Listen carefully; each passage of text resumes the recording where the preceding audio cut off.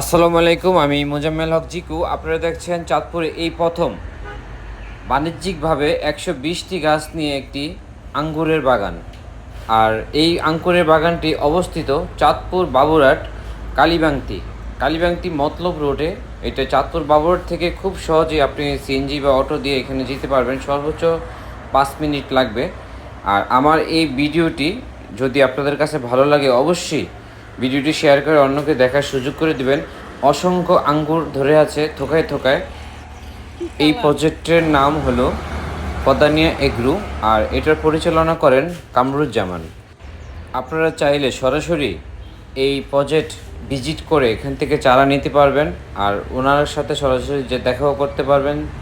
আর কুরিয়ারের মাধ্যমে আপনি এখান থেকে চারা নিয়ে আপনি ছাদ বাগান করতে পারেন, বা আপনি যদি চান আঙ্গুরের অন্য প্রজেক্ট করবেন নিতে পারেন। বিভিন্ন জাতের চারা আছে।